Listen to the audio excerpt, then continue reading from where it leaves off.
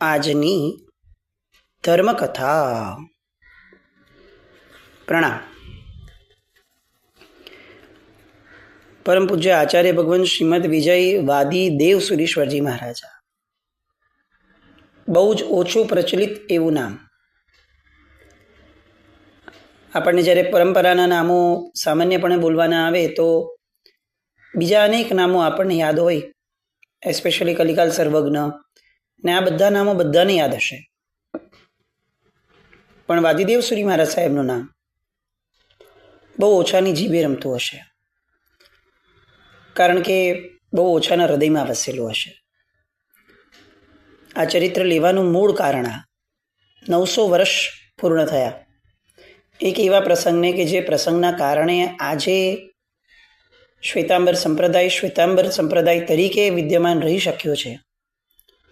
આજે ગુજરાતના અનેક તીર્થો, ગુજરાત એટલે આ 900 વર્ષ પહેલાની વાત છે, એટલે ગુજરાત રાજસ્થાન ગણી લેવું. આ બધા તીર્થો અકબંધ રીતે આપણા હાથમાં અત્યારે છે. એના પણ મૂળમાં જો કોઈ છે તો એક એવો પ્રસંગ છે કે જે પ્રસંગ માટે આ આખી ધર્મકથાઓ લેવાય છે. અને એ પ્રસંગમાં સૌથી મહત્વનો ફાળો, અને કદાચ એમ કહી શકીએ તો એક માત્ર ફાળો જેમનો છે એવા કથાનાયક પૂજ્ય વાદીદેવ સુરી મહારાજ સાહેબ. એમના જ્ઞાનની બાબતમાં ઘણી બધી વાતો હવે જ્યારે વાદની વાત શરૂ કરશું ને આપણે ત્યારે આવશે. કયા પ્રકારનું જ્ઞાન હતું, કયા પ્રકારની અભિવ્યક્તિ હતી, કયા પ્રકારની તીવ્ર મેઘાશક્તિ હતી, કયા પ્રકારે કંઈક ભૂલ થઈ હોય કદાચ તો પણ એને વાળવા માટેની ઇમિજિએટ લેવલ પર નહીં, એમની એ ઔત્પાતિકી બુદ્ધિ હતી. આ બધી રસપ્રદ અને એકદમ સરસ રસ જન્માવે, એના કરતાં વધુ આપણામાં એક બોધ પ્રગટાવે એવી બધી વાતો. પણ આ બધી વાતો કરતાં પૂર્વે આપણે એમને ઓળખીએ છીએ. આપણે ત્યાં એક શબ્દ બહુ જ પ્રચલિત છે, જે દ્રઢ માન્યતા છે પરમાત્માના શાસનની: પુરુષ વિશ્વાસે વચન વિશ્વાસ. કોઈ પણ વ્યક્તિના વચનનો વિશ્વાસ કરતા પહેલા એ વ્યક્તિ તરીકે એ વ્યક્તિનો વિશ્વાસ એ જન્મવો જોઈએ. આ નિયમ સામાન્ય રૂટીન જીવનમાં પણ આપણે લાગુ કરવું જોઈએ.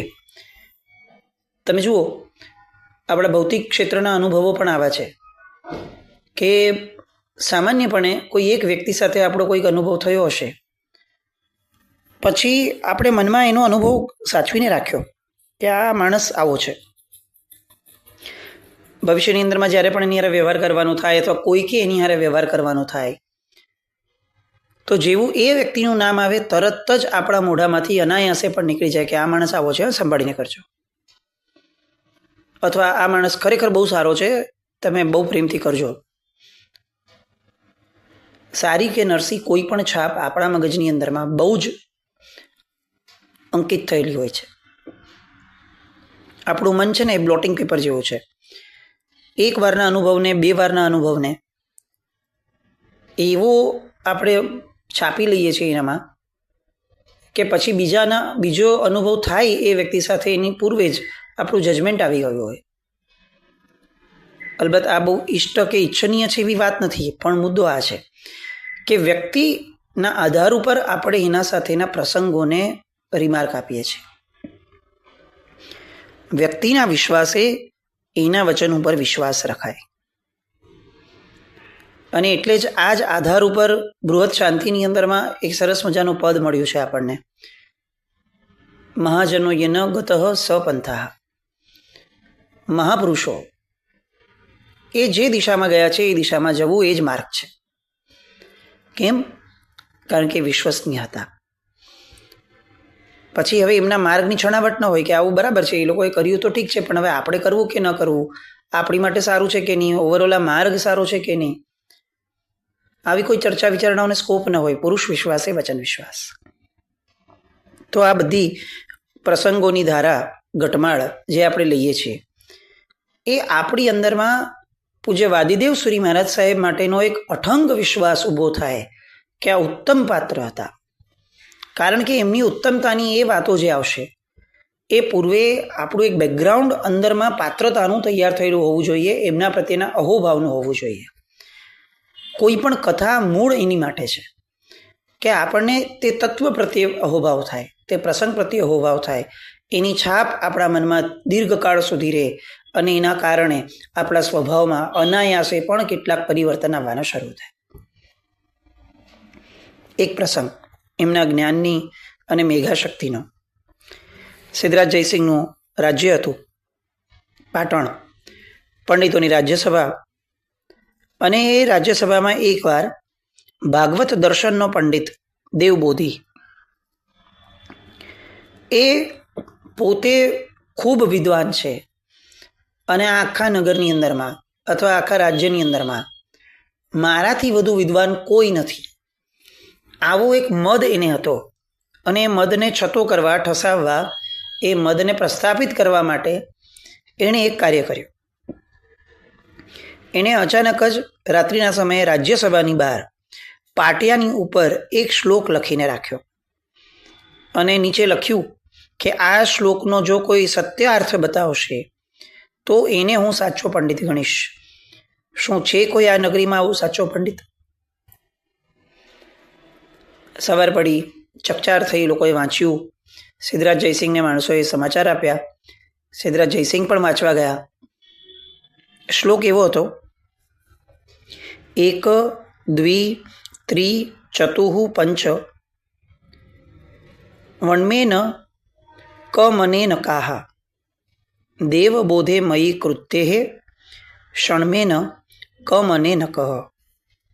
આપણે માટે તો બધું ઉપરથી જ આવ્યું છે, પણ તેમ છતાં આ એક શ્લોક જેનો સામાન્ય અર્થ સંસ્કૃત ભણેલો માણસ તો બહુ ઇઝીલી કરી શકે, પણ આખા શ્લોકનો અર્થમાં એમણે જે મતિથી લખ્યું છે, જે બુદ્ધિથી લખ્યું છે, એ બુદ્ધિ જણાવી, એ પર્સ્પેક્ટિવ જણાવવો, એ બહુ અઘરો હતો. સિદ્ધરાજ જયસિંહે તો જાહેરાત મૂકી, અહમ છંછેડાઈ. આવો શબ્દ કોઈ લખીને જાય કે જોઈએ આ રાજ્યમાં કોઈ સાચો પંડિત છે કે નહીં. આવડું મોટું વિદ્વાનોનું રાજ્ય, વિદ્વત્તાને આશ્રય આપનાર એક મહાન રાજવી સિદ્ધરાજ જયસિંહનું પોતાનું ચરિત્ર બહુ જ મહાન છે. એમણે વિદ્વત્તાના જે કાર્યો કર્યા છે, એસ્પેશિયલી કલિકાલ સર્વજ્ઞ મળ્યા પછીથી એમણે વિદ્વત્તાને જે પોંખી છે, આજે ગુજરાત જ્ઞાન માર્ગની અંદરમાં આટલું બધું આગળ છે, એના મૂળમાંની, એના પ્રસ્થાપનમાં, એના ઉદ્ગમમાં જો કોઈ છે ને તો જૈન મહાત્માઓ છે. અને આ સિદ્ધરાજ જયસિંહ સાથેની કલિકાલ સર્વજ્ઞની એ આખીને આખી સંબંધની ઘટમાળ છે. ઘણી વાતો છે, એક વિષયમાંથી વિષયાંતર થઈ જાય એવું છે, પણ ગુજરાત એ હંમેશા જૈનોની પ્રધાનતાવાળું રાજ્ય રહ્યું છે. આખો ઇતિહાસ જોઈ લઈએ, છેક શીલગુણી સુધી મહારાજ સાહેબ વનરાજ ચાવડાને પાસેથી આખું એક જ્યારે અણહિલપુર પાટણની સ્થાપના થઈને આખું નવનિર્માણ ગુજરાતનું થાય છે, ગુજરાત બેઠું થયું, એના મૂળમાં પણ જૈનાચાર્ય હતા. વિદ્વત્તાના મૂળમાં વ્યાકરણો રચાયા, એના મૂળમાં જૈનાચાર્યો હતા. અનેક તીર્થો રચાયા, એના મૂળમાં જૈનાચાર્યો હતા. આજના ગુજરાતમાં જૈનોની કિંમત કેટલી? આજના ગુજરાતમાં જૈનોનું અસ્તિત્વ કેવડું? એ બહુ મોટો પ્રશ્ન છે. રાજ્ય સત્તાઓ એ એમાં જેટલી એનો ફોલ્ટ છે, ગુનેગાર છે, કદાચ એનાથી વધુ ગુનેગાર આપણે સ્વયં છીએ. એક સામાન્ય નિયમ છે, જે માણસ પોતાનું માન ન જાળવી શકે, જગત એનું માન ન જાળવે. થિયરિયા. આપણે મૂળ વાત પર આવીએ. સિદ્ધરાજ જયસિંહે તો અનેક વિદ્વાનોને આશ્રય આપ્યો હતો, એટલે એને બધા જ વિદ્વાનોને કહેણ મોકલાવ્યો કે ભાઈ આવો અને આ શ્લોક વાંચી અને એનો અર્થ કહો. વારાફરતી અનેક લોકો આવે, દિવસો પર દિવસો વીતતા જાય, મહિના પર મહિના વીતતા થયા. બધા જ મોટા મોટા પંડિતો આવે, મોટા મોટા વાદીઓ આવે, શ્લોક સમજાય છે, પણ શ્લોકનો જે એકચ્યુઅલ અર્થ કહેવા માંગે છે આ પંડિત, એ નથી સમજાતો. 6 મહિના પસાર થયા. હવે સિદ્ધરાજને બહુ જ ચિંતા થઈ. રાજ્યના નાકની વાત છે આ. કોઈ આપણને હરાવી જાય ને એ એટલું કદાચ દુઃખદ નથી, પણ કોઈ આપણને નીચા જોણું કરીને જાય એ વધુ દુઃખદ છે. જો આનો અર્થ નહીં કરવામાં આવે આ દેવબુદ્ધિની પંક્તિનો, તો મારા રાજ્યસભાની શોભા ચાલી જશે. અતિશય ચિંતામાં છે. રાતની ઊંઘ હરામ થઈ છે. એને સમજાતું નથી કે મેં આખી જિંદગી શું કર્યું. આ બધા વિદ્વાનોને આમ પૈસા વેર્યા, એક બે પંક્તિનો 2 લાઈનનો શ્લોક એનો એક અર્થ નથી કરી શકાતો. આ તે કેવી પરિસ્થિતિ છે મારા રાજ્યની. રાજ્યના કામોની અંદરમાં ધ્યાન નથી અપાતું. કુટુંબ, પરિવાર, દેવ રાણીઓ, આ બધામાં ધ્યાન નથી પહોંચતું. હવે બધા જ ઉદ્વિગ્ન થવા લાગ્યા કે આ તો બહુ મોટું નુકસાન છે. એક શ્લોકનો અર્થ ન આવડવો એટલું મોટું નુકસાન નથી, પણ રાજા જ કોઈ જગ્યાએ ક્યાંય ધ્યાન નથી આપી શકતો એ તો બહુ મોટું નુકસાન છે. પણ તેમ છતાં કરવું શું એનો જવાબ કોઈની પાસે ન હતો. અંતે સિદ્ધરાજ જયસિંહની આ ચિંતા એક એવા તત્વએ સાંભળી કે જે તત્વ આજે પણ ગુજરાતની અંદરમાં હાજરા હજૂર છે. અંબિકા દેવી. આપણો ઇતિહાસ જોઈ લઈએ ને તો આપણને ખ્યાલ આવશે. અત્યારે આપણને મળેલા અનેક પ્રાચીન પરમાત્માઓ એ બધાના મૂળમાં ક્યાંક ને ક્યાંક શાસન દેવી તરીકે અંબિકા દેવી એમનો રોલ પ્લે બહુ જ અગ્રેસર રહ્યો છે. કેટલા પરમાત્માઓના સંકેત, કેટલાક તીર્થોના સંકેત, કેટલાક વાદમાં સંકેત, શ્વેતાંબર દિગંબરના જ્યારે ગિરનાર પરના ઝઘડા થયા હતા એ સમયના સંકેત અંબિકા દેવી હાજરા હજૂર રહ્યા છે. ગુજરાત એ જાણે એમનું પોતીકું એક રાજ્ય હોય એવી રીતે એમણે ગુજરાતની તમામ ઘટનાઓ એની અંદર પોતાની હાજરીની સાક્ષી પણ પૂરી છે. લગભગ ઘણા બધા કુટુંબોના કુળદેવી તરીકે અંબિકા દેવી વિદ્યમાન છે. એમના જ અનેક સ્વરૂપો અલગ અલગ રીતે પૂજાય છે શક્તિપીઠમાં. મૂળ વાત, સિદ્ધરાજ જયસિંહની રાજગાદી એ અત્યારે કેટલીક તકલીફમાં મુકાણી છે. કોઈ યુદ્ધ નથી, કોઈનો હુમલો નથી, કોઈ પર રાષ્ટ્રનો આ કંઈ ભય નથી, પણ રાજા સ્વયં હતાશ થઈ ગયો છે. અને એ કઈ રીતે એક માથી સહન થાય. આ કુળદેવી તરીકે જે માતાજીઓ બિરાજમાન છે ને આ બધાનું સૌથી મુખ્ય લક્ષણ કહી શકાય ને તો એ વાત્સલ્ય છે. કુળ ઉપર કૃપા કરવી, એમના કુળમાં જન્મેલા તમામ લોકોનું એક માની જેમ લાલન પાલન કરવું, પોષણ કરવું, ક્યાંક ખોટા હોય તો કાન પકડવા. આ મહત્વની વાત એ કુળદેવીને સોંપાયેલી વાત છે. અને એ સિદ્ધરાજ જયસિંહના કુળદેવી મા અંબિકા દેવી. કોઈએ પૂછ્યું નથી. ઉદ્વિગ્નતા બહુ જ છે, પણ કોઈને સૂઝ્યું નથી કે માને પૂછે. પણ મા કોનું નામ સામે ચડીને કહેવાનું થાય તો પણ કહેવામાં કશો જ સંકોચ ન થાય, એ જ મા હોય. અને માએ સંકેત આપ્યો સિદ્ધરાજ જયસિંહને સ્વયં કે તમે કેમ ચિંતા કરો છો. આ જ શહેરની અંદરમાં વિદ્વાન આચાર્ય ભગવંત દેવસુરીજી મહારાજ બિરાજમાન છે. એમને બોલાવો અને આ શ્લોક એમને અર્પણ કરો અને તરત કામ થઈ જશે. બીજે દિવસે સવારે રાજાને આ ધ્યાનમાં આવ્યું કે આ રીતનો સંકેત પ્રાપ્ત થયો છે. જો આશ્ચર્યની વાત આ છે, 6 મહિના થયા છે, ચકચાર કેટલી જામી હશે. એવું ન જ માની શકાય કે આટલા મોટા આચાર્ય ભગવંત આ વાતથી દૂર રહ્યા હશે. નો ડાઉટ જૈનાચાર્ય તરીકે એમનું કોઈ કરતાં કોઈ કુતૂહલ આ બાબતમાં હોય એ વસ્તુનું તો કોઈ શક્યતા જ નથી. પણ સામાન્યથી પણ આપણને એમ થાય કે એમની જગ્યાએ આપણા મહાત્માઓ, આપણે અત્યારના વિદ્યમાન વ્યક્તિઓ, આપણે લોકો, બીજા કોઈ પણ હોત તો સામાન્ય કુતૂહલ તો થાય ને. કંઈ નહીં થયું હોય.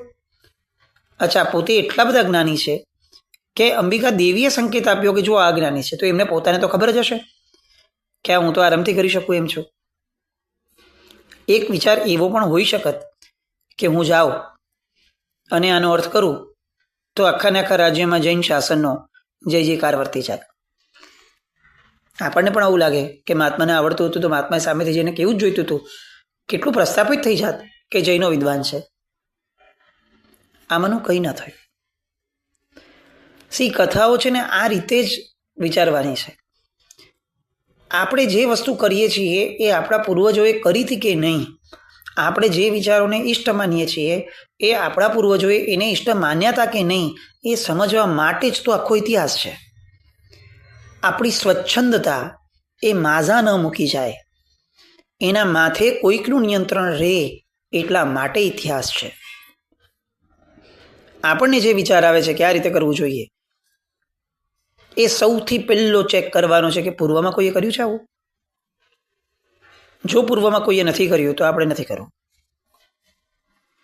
આ એક સહજ અને સામાન્ય જવાબ છે, પ્રશ્નોના નહીં, પરિસ્થિતિઓના. એ એક પણ વિચાર પૂજ્ય વાદીદેવ સુરી મહારાજ સાહેબને ના આવ્યો અને આચાર્ય ભગવંતને કહેણ મોકલાવાયું. સંકેત મળ્યો છે સિદ્ધરાજ જયસિંહનું, કહેણ આવ્યું. એમને બહુમાન સાથે બોલાવ્યા, શ્લોક અર્પણ કર્યો.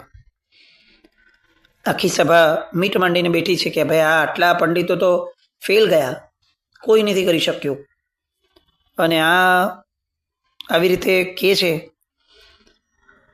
કે આમનાથી થઈ જશે, તો શું એટલા વિદ્વાન થોડી હશે? ચકાસણી કરવા માટે તો આખું ગામ હકડેઠઠ ભરાણું છે. દેવબોધી હાજર છે. એ માને છે કે એક આચાર્ય શું કરી શકવાના હતા.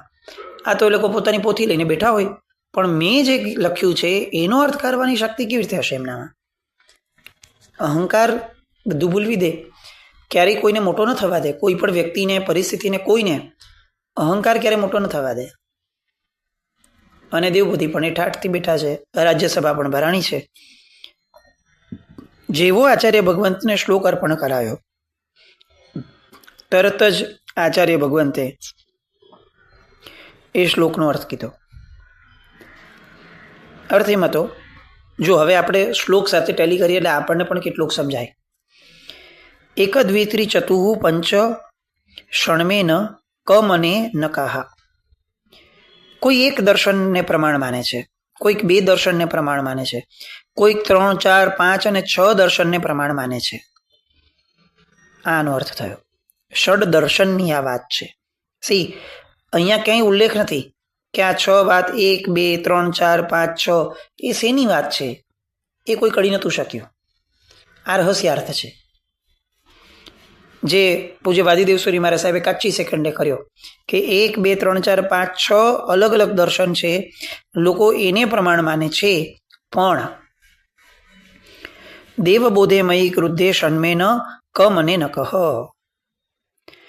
જો હું દેવબોધી ગુસ્સામાં આવી જાઉં તો 6 દર્શનમાંથી એક પણ દર્શન બાકી ન રહે. આ બધા રહસ્યાર્થો, beyond the words, between the lines, આ બધા ફ્રેઝીસ આપણે સાંભળ્યા છે, પણ એ એક્ઝેક્ટલી શું હોય એ આપણે ક્યારેય સમજી નહીં શકીએ, કારણ કે એ આપણી મતિમાં બેસે એવું જ નથી, આપણી પરિપક્વતા જેવી નથી, આપણે ભણ્યા જ નથી. લોકો એમ કહે છે કે અત્યારના લોકો ભણ્યા છે પણ ગણ્યા નથી, પણ બહુ મોટો પ્રશ્ન છે કે ખરેખર આપણે જેને ભણવું કહી શકાય એ ભણ્યા બી છીએ. આ શ્લોકની પાછળનો અર્થ, એના તાળા બેસાડવા. આ આંકડો 6 એક શેની સાથે કનેક્ટ થાય છે, એને અને આ બીજી લાઈનને પાછું કનેક્શન બેસાડવું, અને પછી આખું વાક્ય એ રીતે બનવું કે જે મિનિંગફુલ થાય. આ બધી કળાઓ કેવી સહજ હશે આચાર્ય ભગવંતોને.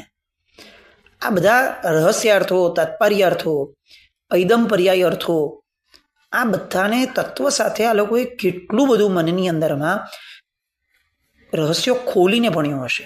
મતિ જ્ઞાનનો ઉઘાડ અદ્ભુત હશે આ લોકોનો. શ્લોકનો અર્થ કર્યો અને દેવબોધી પંડિત તો આશ્ચર્યમાં પડી ગયો કે આ તો કોઈ વિદ્વાનોની પણ વિદ્વાન એવી વિભૂતિ લાગે છે. ષડ દર્શનના જ્ઞાતા હશે તો જ આ કરી શક્યા હશે. અને એ દેવબોધી પંડિત એ સિદ્ધરાજ જયસિંહની સામે વાદીદેવ શ્રી મહારાજ સાહેબની પ્રશંસા કરે છે. સિદ્ધરાજ જયસિંહના આનંદનો પાર નથી. નગર આખું ખૂબ આનંદિત છે. નગરના માથે ચડેલું એક આળ આ વાદીદેવ શ્રી મહારાજ સાહેબના કારણે ટળ્યું. હવે આ એક પ્રસંગને બીજા પ્રસંગ સાથે કનેક્શન ઊભું થયું. આ જ દેવબુદ્ધિ પંડિત હવે અહીંયાથી નીકળ્યો પાટણની સભામાંથી અને એ ગયો નાગોર આહલાદન રાજાની પાસે. અને આહલાદન રાજાની સામે એ આ દેવસુરી મહારાજની પ્રશંસા કરે છે. આ પ્રશંસાના કારણે ફક્ત તમે જુઓ, આમ સાંભળશો તો આપણને ખૂબ આશ્ચર્ય થાય કે કુદરત કેવી કેવી ઘટનાઓ, સામૂહિક પુણ્ય એ એક વ્યક્તિના આધાર ઉપર કેવી કેવી આખી આખી મોટી મોટી ઘટનાઓ બનાવડાવી દે છે.